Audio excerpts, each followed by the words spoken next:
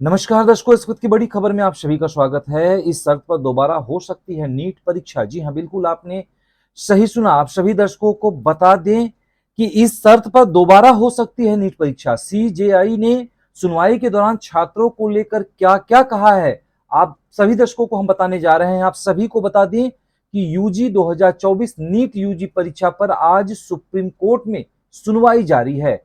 परीक्षा दोबारा कराने को लेकर सीजेआई डीवाई चंद्रचूड़ ने कहा कि केवल इसलिए कि 23 लाख में सिर्फ 1 लाख को ही दाखिला मिलेगा, इस आधार पर हम दोबारा परीक्षा कराए जाने के आदेश नहीं दे सकते। जी हां, बिल्कुल आपने सही सुना।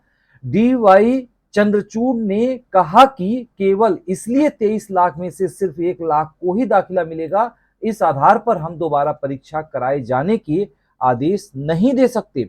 बता दें कि 5 मई को एनटीए में नीट यूजी 2024 की परीक्षा आयोजित हुआ था।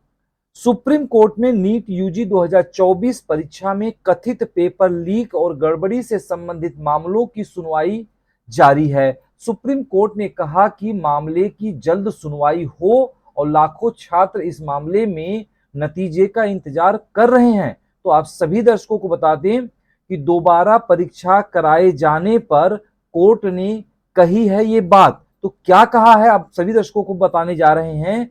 सीजेआई डीवाई चंद्रचूड़ ने कहा, दोबारा परीक्षा कराने की सबसे बड़ी शर्त है कि ठोस आधार पर यह साबित होना जरूरी है कि बड़े स्तर पर परीक्षा प्रभावित हुई है।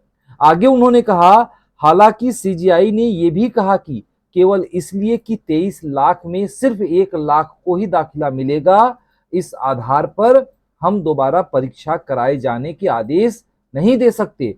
आगे उन्होंने कहा कि याचिकाकर्ताओं की ओर से कोर्ट में पेश हुए वकील नरेंद्र हुड्डा से सीजेआई ने कहा कि यह साबित होना चाहिए कि पेपर लीक की वजह से परीक्षा प्रभावित हुई है। यदि आप वैचारिक रूप से यह स्थापित करते हैं कि दागी और बेदाग के बीच अंतर करना संभव नहीं है, तो पूरी परीक्षा को रद्द करना होगा। सीजेआई ने याचिकाकर्ता को आगे कहा कि आप हमें संतुष्ट करें कि पेपर लीक बड़े पैमाने पर हुआ है और परीक्षा रद्द होनी चाहिए। दूसरा, इस मामले में जांच की दिशा क्या होना चाहिए वो भी हमें बताएं।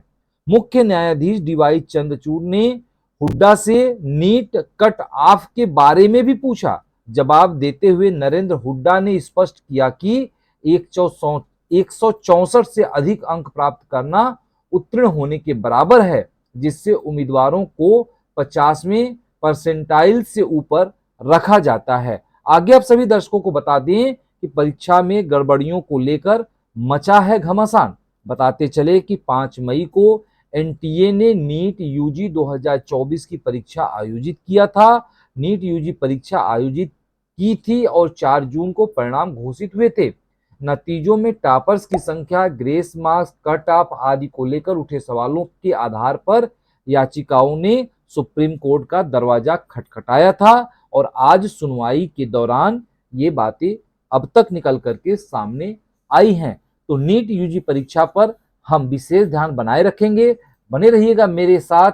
अब की ये खबर आपको कैसा लगा, कमेंट करके हमें जरूर बताएं और खबर अच्छा लगे तो शेयर करना ना भूलें। नमस्कार।